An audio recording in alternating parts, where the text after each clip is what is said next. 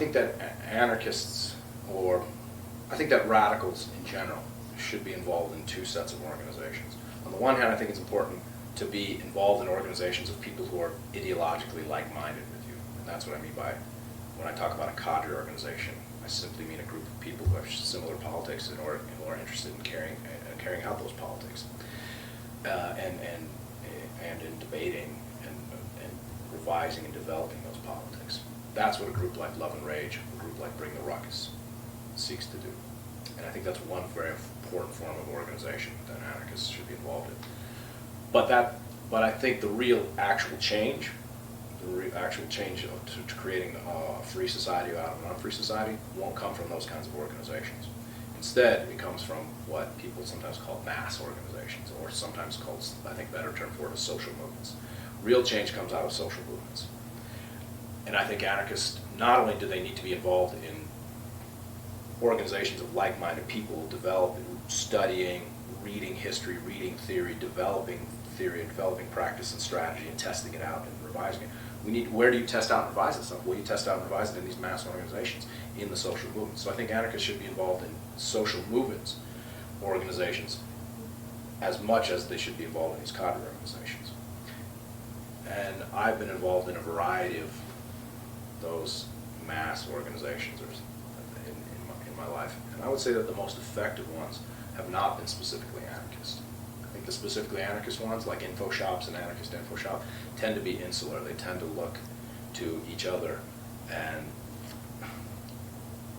I'll put it this way, I think that specifically anarchist organized projects like info shops tend to be more concerned with maintaining the anarchist identity of that space or that organization than they do in challenging the powers that be.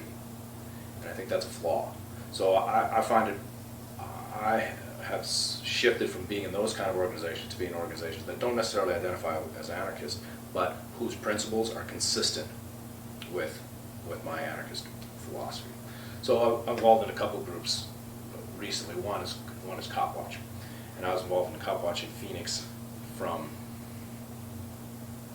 1998 to 2003, say. And I also was involved in Copwatch in Minneapolis as part of ARA for a few years before that. And the basic principle of Copwatch is we got the idea of Copwatch from the Black Panthers. And the Black Panthers would simply go out and observe the police when they pulled people over the streets of Oakland. And with the idea not only to would that change the cops' behavior, the way they treat the person that they've detained, but it would also reveal what the cops' job is to do. And the cop's job is not to protect and to serve, it is to maintain the class and the code line.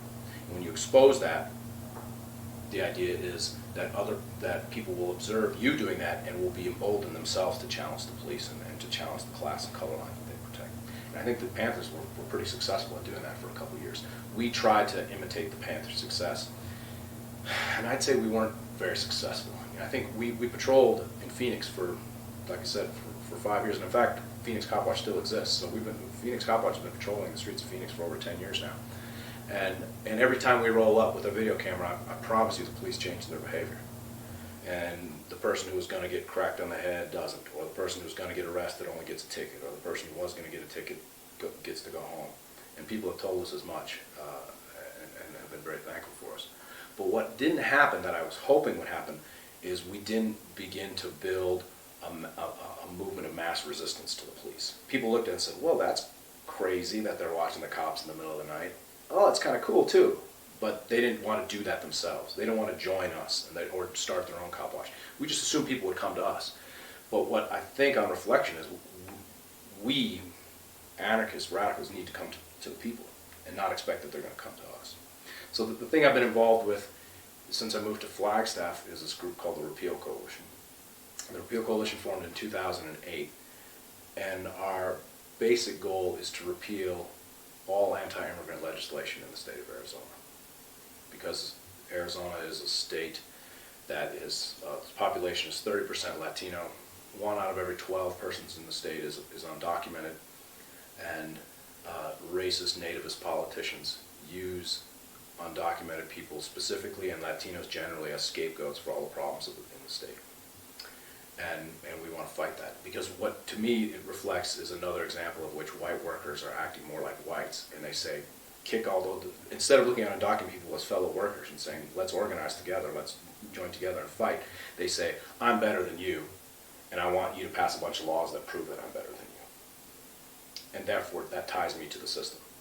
So my goal is to break that evil alliance between workers and racist nativist politicians and the companies and the power that they serve.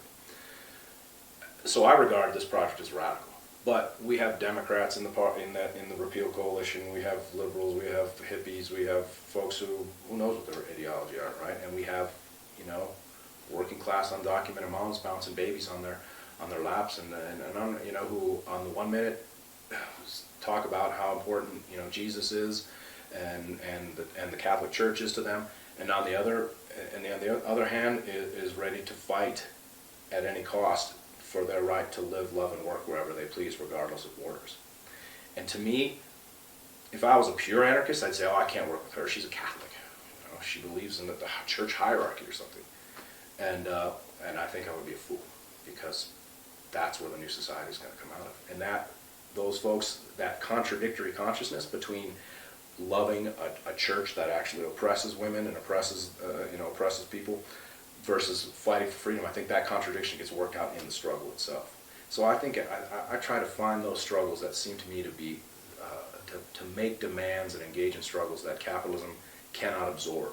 I don't think the state can absorb a movement in which people can cross borders freely, because it destroys the border and therefore destroys the whole essence of national sovereignty. And I think that global capital increasingly depends on national sovereignty to police itself, to police the working class. Goods and services need to flow across. My T-shirts and TVs, they can go wherever they want. But human beings, no. Human beings need to stay in Mexico, in the United States, in Africa, in Spain, etc. And I think if we blow that open, we create all kinds of radical possibilities. So I think anarchists should look for those kinds of activities and not be so concerned whether they're specifically anarchist or not. But do they have the potential to build a mass movement that makes demands that are consistent with an anarchist politics?